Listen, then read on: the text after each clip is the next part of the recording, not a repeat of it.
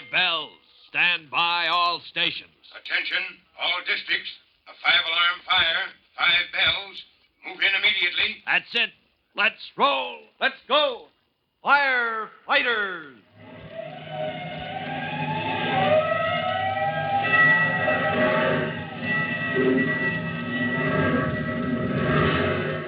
Presenting Firefighters, the true-to-life story of our unsung heroes who stand ready to ride by day or night against our most murderous enemy, the demon of fire.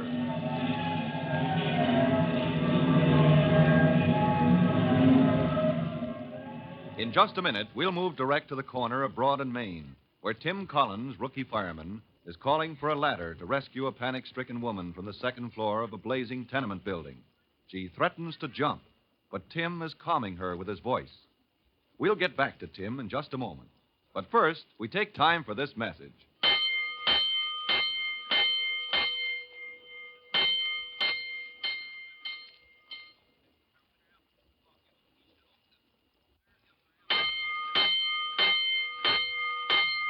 Let's go, firefighters.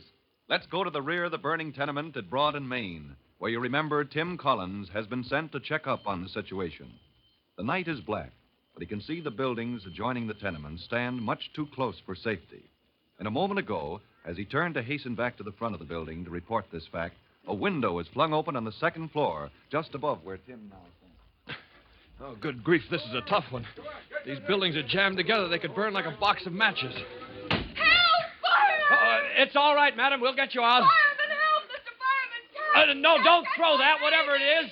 No, don't throw it. Don't. Oh, I caught it. Good grief. I caught it.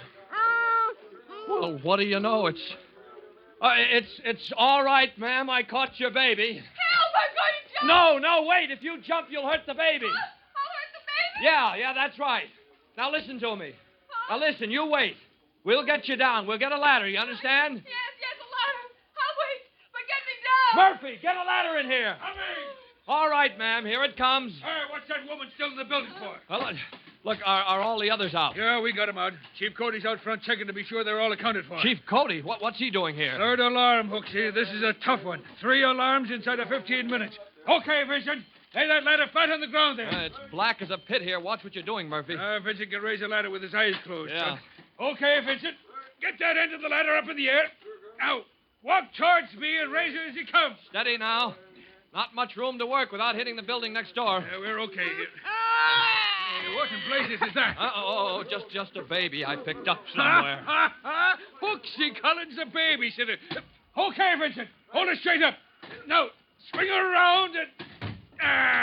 She hits the windowsill square as if she was made for it. Oh, how do I get down? I never climbed a ladder. I can't do it. I can't. It's all right, ma'am. We're coming up for you. Now, go on, Vincent. Yeah, I'll steady the ladder. Go on, get her, Vincent, before she loses her head and takes a dive. Hurry up. That's a boy. All right, can you raise it? That's it. Now, over your shoulder, Vincent. That's down. Bring all it right, down. there we come. Just hand it to me. Oh, my baby, he's all safe. You saved him. You saved my baby. Yes, ma'am. First aid, bring in the blanket. It's all right, ma'am. We'll wrap you both up. There's nothing to be afraid of now. Oh, afraid? Yes. I should say not. Why, I wasn't afraid for a minute. I knew you'd save us, Mr. Fireman. What? You did? Sure. Well, here, first aid. Yeah, I'll take that blanket. Here you are, ma'am. Now we'll take you over there. See where the other people in the house are all together. Anything you say, Mr. Fireman. Well, my goodness, I suppose lots of people would have lost their heads at a time like that, but I never for a moment was even the least bit concerned. Oh, yes, ma'am. I guess it's like my mom says, appearances can sure be deceiving. Now you stay right here, ma'am, with the... Yes, whatever you say. Why, what on earth's the matter? Ma'am, do you smell something? Why, just the smoke and... Oh, there's perfume on these clothes I wrapped my baby in. No, that's no perfume. I smell kerosene. Kerosene? Yes. Oh, coal oil. But there wasn't any, Mr. Fireman. That's why I was up. Wait a minute. You say there wasn't any. Any what, ma'am? There wasn't any coal oil in the stove. Why, my goodness, you don't think I'm up at 3 in the morning every morning, do you?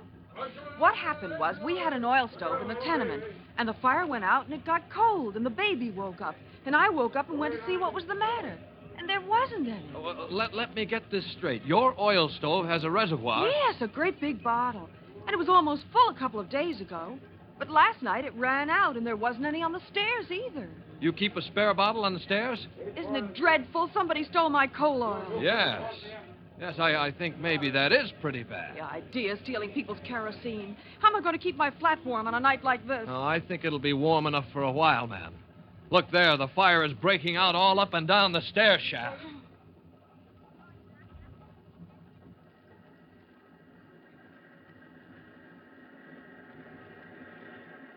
Murphy! Private Murphy! I want you. Howdy, Chief. Give me the situation, Murphy. Yes, sir. 3-1's the first truck on the scene. Your officer sent you to size up the fire. Yeah, me and Hooksy Collins, Chief Cody. Chief, that cellar was blazing in a dozen places when we got here. If you ask me, this Just fire... give me the picture, Murphy. I'll put the pieces together. Well, sir, the cellar was blazing like a furnace. Yeah? So I sent Collins round to the rear to see how close the other buildings are. Yes, we have hoses washing down those other buildings to prevent the fire from spreading out. We've got it confined to this tenement.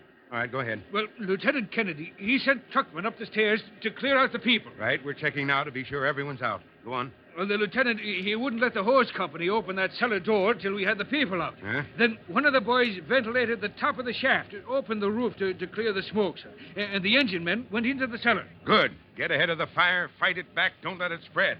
Yes, but it did spread. Once that heat burst out of the cellar, flame broke out all up and down the stair shaft, burning like a chimney made of wood. Well, Chief Cody, sir, if you ask me... All right, well, I will ask you. Well, I think this fire was set. I think it's a plain case of arson. Yeah, so do I. But that's easier said than proved. All right, Murphy. Report back for duty. Yes, sir. On the double, sir. 207. Engine 207. Give me water in that third floor. 129. Hook and ladder. 129. Oh, there you are. Give me a ladder to that fourth floor. Huh? No room to work at the rear? Well, then go in through the front. Smash out those fourth floor windows. Let the hose men get in. Private Collins reporting, sir. Information you ought to know. Oh, you, Collins. Yes, sir. Boy, take an order to the commander of the area ladder. Tell him I want a water tower. I want a hose carried up his area ladder to play on the roof. Yes, sir. The idea is to flood that stair shaft. You get me? Yes, sir. All right, transmit that order. Report back to me with your information. Right, Chief. Lieutenant Stokes! Orders from the chief! Oh, this building's a goner. Only chance is to knock down that fire as fast as we can. Keep it from spreading. With a wind like this, the heat alone could spread fire clean across the street. Aerial ladder's going up, sir, with a hose line from engine 224. Good. Now, what's this report of yours? Arson, sir. Well, it might be arson. Yes, I know that, but, well, where's the evidence? Well, only a suspicion, Chief Cody, but, well, there's a woman who says her spare bottle of kerosene was stolen last night, sir. Or stolen tonight, sir. She kept it in the hallway. Hallway? In a matchbox like this, she keeps her kerosene in the hallway. Stolen, you say? Yes, sir. Yes. And then fire breaks out at half a dozen points in the cellar. Yes, and there's many more in the stair shaft. Yes, sir, and if it was arson, well, there were 12 families in that building, sir, all sound asleep when the fella touched it off. Hmm? It's worse than arson. It could have been murder. Oh, if we only had proof. Tim, I'd give anything to get my hands on the animal in human form who could do a thing like that. Why, I'd give... Fireman, where are you? Oh, there you are. What is it, ma'am? I mean him. He's the one I want. I know this woman, Chief. Madam, you ought to stay with the others. You'll be safer there, but where everybody else is. Yes, but everybody isn't there. What's that? Oh, they said everybody was out of the building. You don't mean that they're I still... talked to everybody that's there, Mr. Fireman. I told them how you saved my baby and how you got the ladder, and I came down the ladder just as... Come to the point, ma'am. Well, if you're going to growl at me like an old bear, I don't think I can... Collins, ask her what she's talking about. Yes, sir. Madam, please tell us, just yes or no, is there somebody missing? Yes, Mr. Fireman, yes. That's what I've been telling you. I've been trying to... I looked everywhere, and they're not in the crowd. Oh, who is it, madam? Joe Ferguson and his wife. They live on the top floor, and they're Rescue squad. Man and woman on the top floor. Tell me, ma'am, top floor, front or rear? Quick, ma'am, it makes a difference. Why, the rear. But I don't see what difference it makes at all. Well, if they're in the rear, Chief, that's going to be tough. With the angle the buildings make, we'll never get a ladder to the top floor. And the blazing stair shaft cuts off the way from the front. Well, that's where they live. I thought you'd like to know, Mr. Fireman. I just know you'll find some way to save the Fergusons.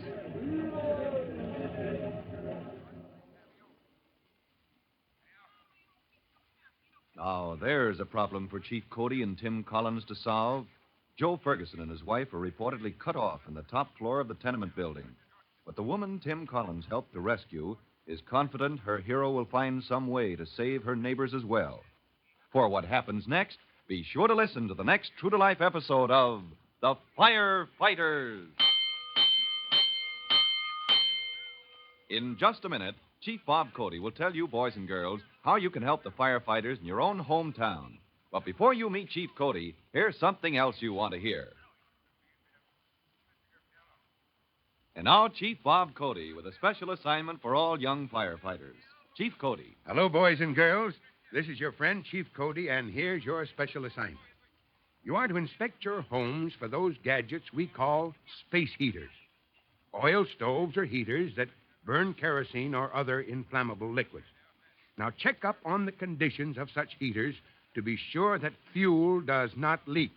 And check up on storage, because kerosene that is allowed to spill or to release its fumes anywhere in your home is a fire menace. If you use oil stoves or heaters in your home, take proper precautions now. That is all, firefighters. So long, I'll be in touch with you soon. Fire Chief Cody and the young rookie fireman Tim Collins will be back on the same station the next time you hear... That's it. Let's roll.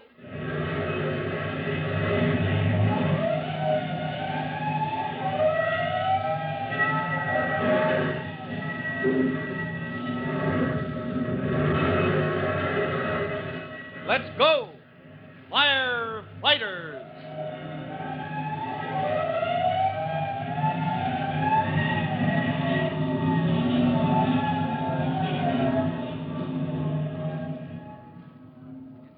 Firefighters is written by Frank Jones and is a copyrighted feature of William F. Holland Productions.